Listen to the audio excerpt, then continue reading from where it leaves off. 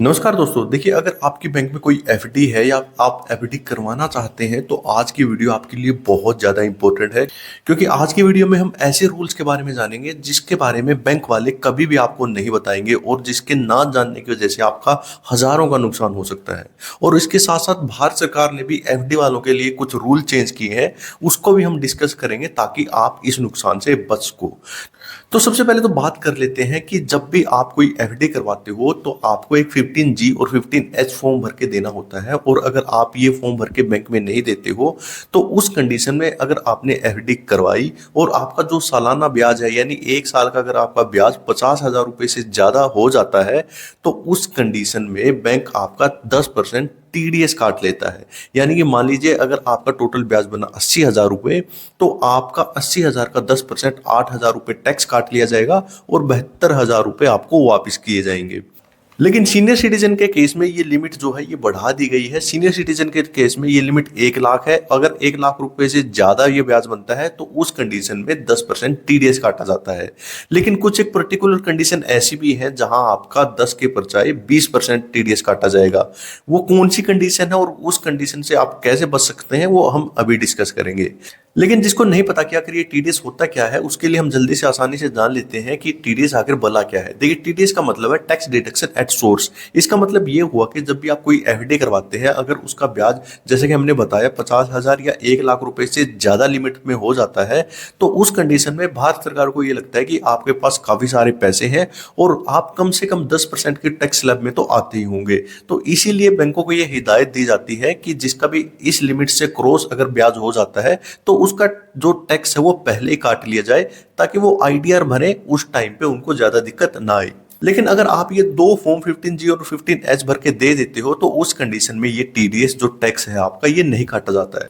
इसीलिए अब सबसे बड़ा सवाल ये होता है कि हमें कौन सा फॉर्म भरना होगा, 15G फॉर्म भरना होगा या 15H। देखिए, अगर आपकी जो उम्र है वो 60 साल से कम है तो आपको 15G फॉर्म भरना होगा। अगर आपकी एज 60 साल से ऊपर है तो आपको 15H फॉर्म भरना होगा। लेकिन ये इतना आसान नहीं है क्योंकि बहुत सारे ऐसे डाउट हैं जो आपको 15G और 15H के बारे में पता होना चाहिए। क्योंकि कई बार ऐसी गलती हो जाती है कि हम उसको सबमिट तो करवा देते हैं, बैंक में उसको दे तो आते हैं लेकिन फिर भी हमारा टीडीएस कट जाता है। वो क्या क्या गलतियां हैं देखिए एक एक करके जानते हैं।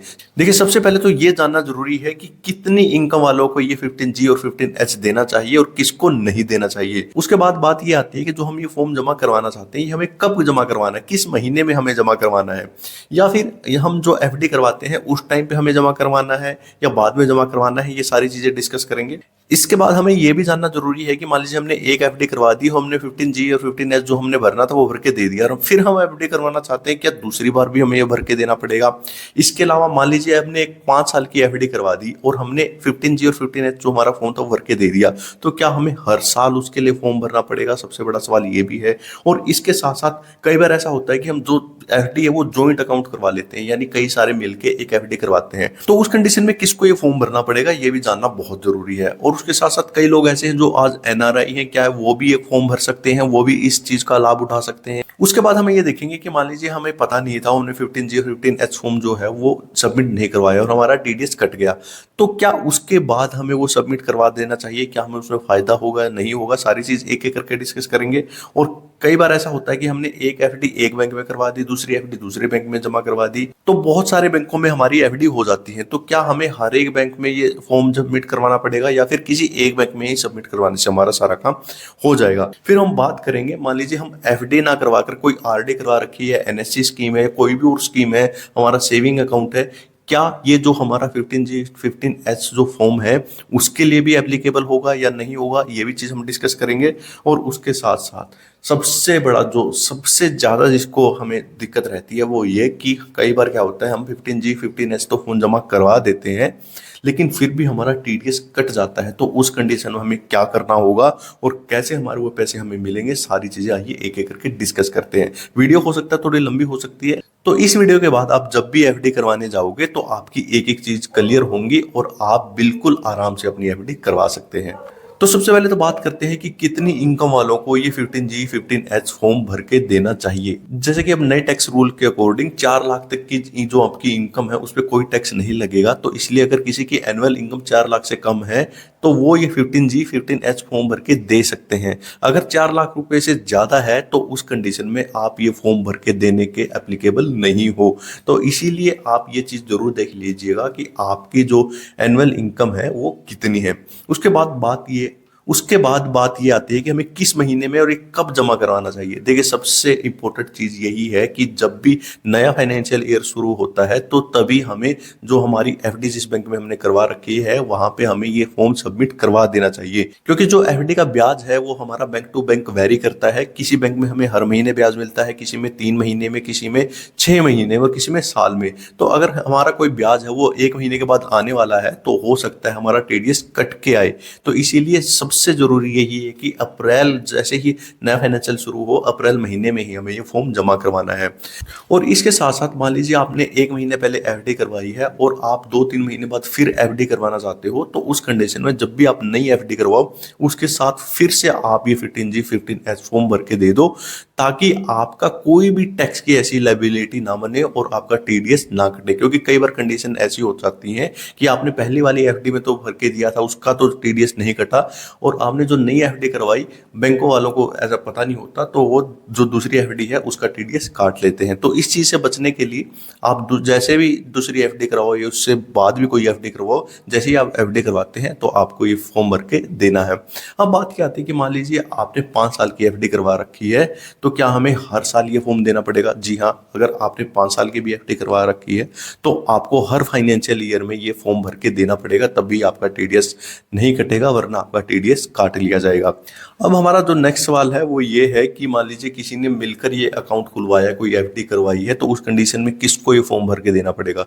देखिए, जिसके अकाउंट में ये ब्याज आ रहा है उसको ये 15G 15H फॉर्म भर के देना पड़ेगा। अगर जिसके अकाउंट में ब्याज नहीं आ रहा तो उसको ये भर के देने की जरूरत नहीं है।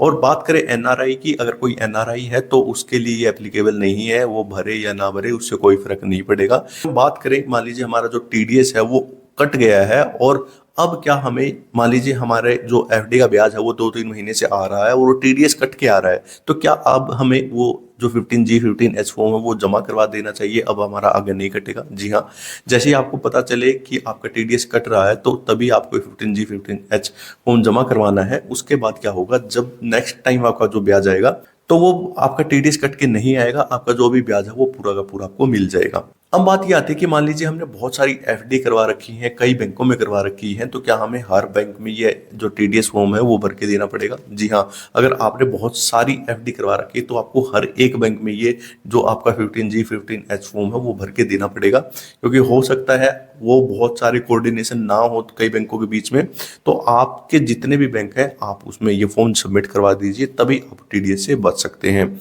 अब बात ये आती है कि मान लीजिए हमारी एफडी नहीं है, कोई दूसरा अकाउंट है, आरडी है या कोई और अकाउंट है, तो उस कंडीशन में क्या एप्लीकेबल होगा? जी हाँ, एसबी अकाउंट को जो छोड़कर, जो हमारा खुला खाता होता है उस अकाउंट को छोड़कर जितने भी और अकाउंट है जिसका हमारा ब्याज आता है उसके लिए भी ये सारे एप्लीकेबल होंगे। जैसे कि हमारा मान लीजिए पोस्ट ऑफिस में सीनियर सिटीजन अकाउंट है, अगर आपका वो भी अकाउंट है तो उसके लिए भी 15G 15H फॉर्म भर के देना पड़ेगा, तभी आपका टीडीएस नहीं काटा जाएगा। अब ये बात आती है कि मान लीजिए हमने तो ये सारे फॉर्म जो है वो टाइमली वहाँ पे बैंक में दे दिए हैं, लेकिन फिर भी अगर हमारा बैंक से टीडीएस कटता है तो उस कंडीशन में हम क्या करें? देखिए, उस कंडीशन में सबसे अच्छा जो आपका उपाय है वो यही है कि जब भी आप 15G 15H फॉर्म जमा करवाएं उसके 1 हफ्ते के बाद या 15 दिन के बाद दोबारा बैंक में विजिट करके उनसे कंफर्म कर लें कि उन्होंने आपका जो फॉर्म है वो अपलोड कर दिया है कि नहीं कर दिया है। अगर उन्होंने नहीं किया होगा, हो सकता है कि कई बार हम उसको जैसे ही मैनुअली दे के आते हैं तो उस कंडीशन में कई बार वो फॉर्म कहीं पे रखा रह जाता है, वो अपलोड करना भूल जाते हैं, तो कई बार ऐसी सिचुएशन बनती है, तो उस कंडीशन में आपका टीडीएस कट जाएगा। तो सबसे बढ़िया तो यही है कि आप 10-15 दिन के अंदर वो कंफर्म कर लें। अगर आपने ईमेल की है या फिर कोई ऑनलाइन उन ऐप के थ्रू आपने ये 15G 15H फॉर्म सबमिट करवाया है तो उसका एक बार स्टेटस जरूर देख लें कि उन्होंने ऐप पे जो आपका अपलोड किया था वो स्टेटस अपडेट हो गया है कि नहीं हो गया है। अगर आपने ईमेल की थी तो आप उनको दोबारा से ईमेल करके ये कंफर्म कर लें कि आपका जो 15G 15H फॉर्म सबमिट किया था वो सबमिट हो गया है कि नहीं हो गया है। तो ये बहुत सारी चीज़ें हैं आपको एफडी करवाते टाइम जो आपको ध्यान रखनी है। अगर आपके मन में अब भी कोई डाउट है तो आप हमें कमेंट करके पूछ सकते हैं। वीडियो देखने के लिए आपको बहुत बहुत धन्यवाद।